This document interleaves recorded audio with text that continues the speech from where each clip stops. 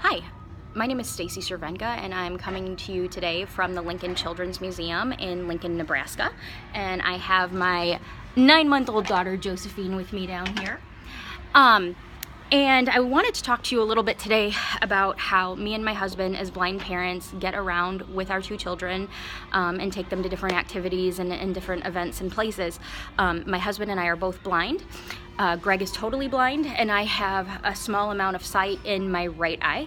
Both our children are completely sighted. Leo is 4, I'm going to be 5 in August, and Josephine will be 1 in August.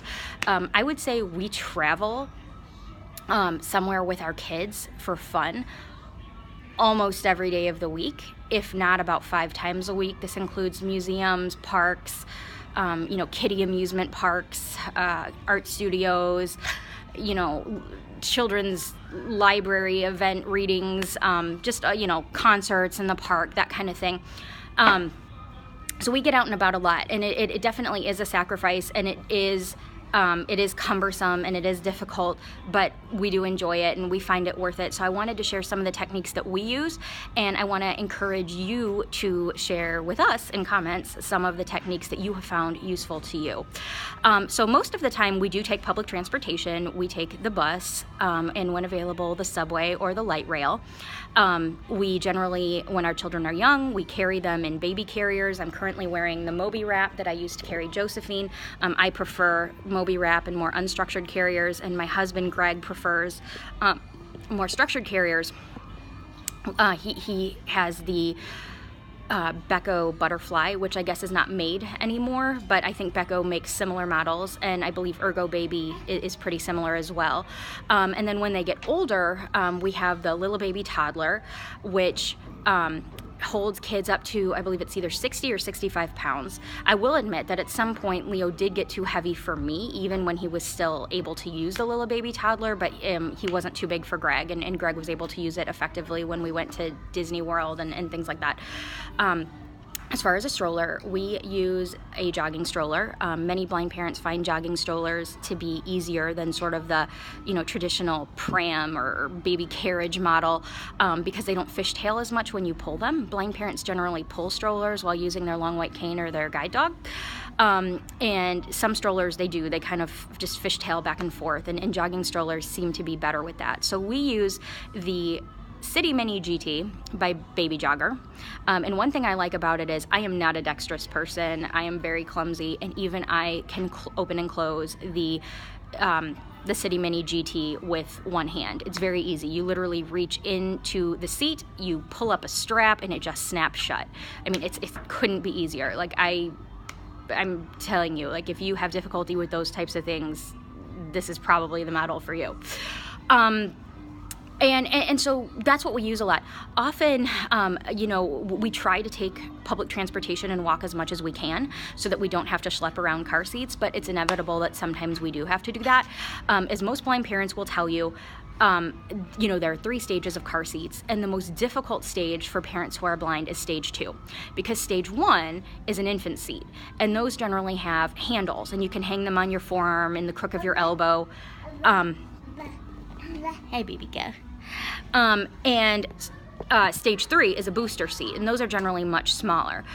We use a MyFold, which is, you can buy them at Target or you can buy them online.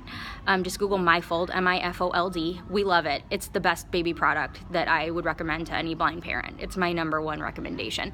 When closed, it is the size of an old school Braille and Speak, or like almost a king-size candy bar, smaller than an iPad.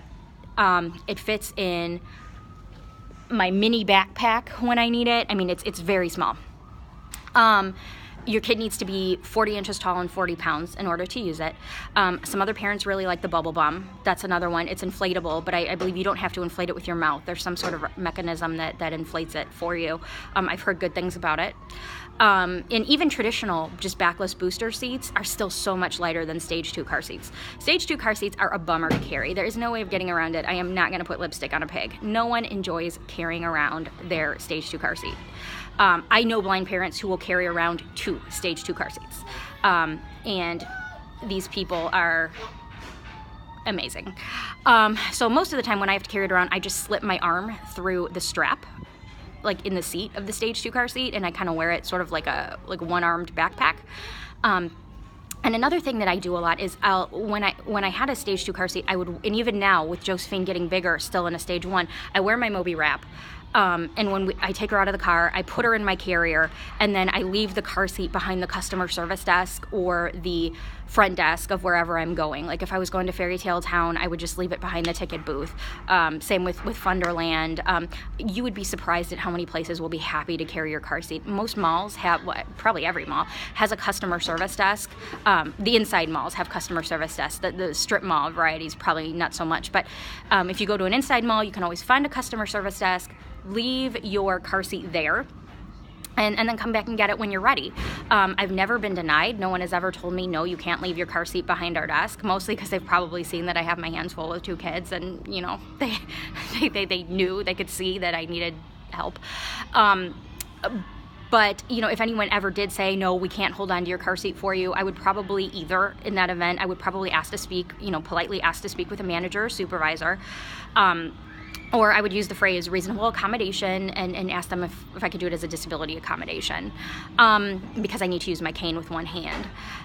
Or if you have a guide dog and you need to hold the harness with one hand.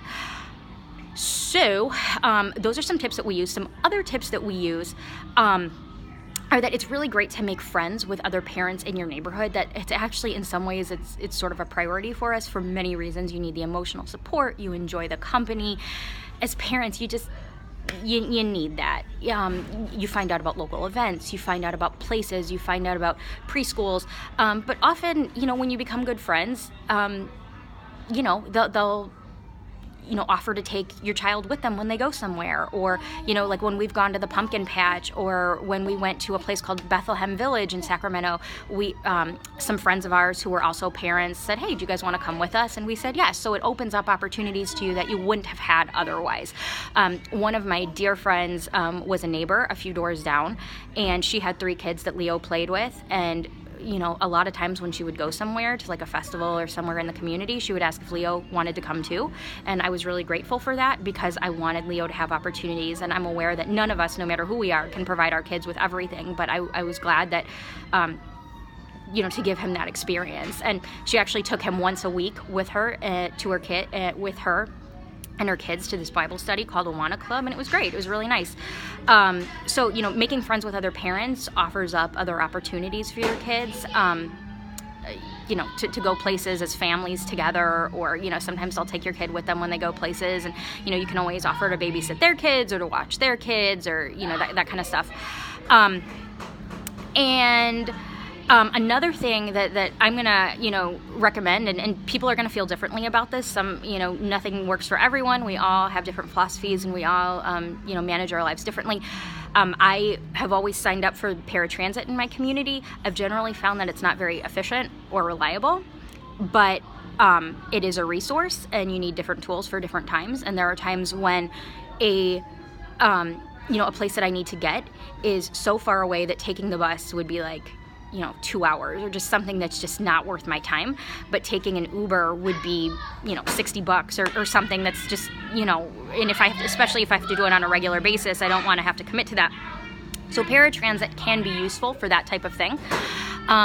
The other really important thing is to network with other blind parents and other blind people in your community, because already today I found out about a service that's offered by a local consumer blindness organization in our area, ACB, the American Council of the Blind. They offer a half-off taxi cab coupon program, and I'm actually a member of the National Federation of the Blind, so it's a different blindness organization. But it doesn't matter. They, regardless of your affiliation, you can get half-price taxi cab coupons. And I wouldn't have known that if I was not a member, actually, of the NFB, because, by meeting other blind friends, they told me about this. By some other friends in the NFB, I heard about a service called the Ponca Express, which is operated by a local Indian tribe, and they offer free rides to people who are blind or have low vision. Unfortunately, there's only one driver in town for this service, and they're only available between like 8 and 5, Monday through Friday. So they're only useful to a certain extent, but I believe in finding different tools for different times, having as many resources in your tool belt as you possibly can, and so just networking with other blind people and finding resources is really, really important. For me, I'm the chair of the Blind Parents Group of the National Federation of the Blind. We have a yearly meeting at NFB National Convention where we're going to be having our upcoming yearly meeting in July in Orlando, and that's a great opportunity for blind parents to get together, network with other blind parents, learn from each other, support one another, offer tips. So that's really a really great thing, and if you can find your way to Orlando in July, I definitely encourage you to join our Blind Parents Group meeting. If not this year, maybe next year. You can also join our Facebook group, which is called Blind Parents Connect, and we would be most happy to have you. If you have another tip that I wanted to mention is that we really recommend buying memberships to places that you can get to fairly easily, because then when you go, it's free to you. So for example, this children's museum that I'm at right now, we paid $89 for our whole family to join for a year. So now I don't even have to think about it. I can just go. And if I can only go for a half hour, it's okay, because it's I'm not paying for it. So whether I come for 5 hours or a half hour, it doesn't matter. Like, I've already paid for it. And that often offsets the cost of transportation.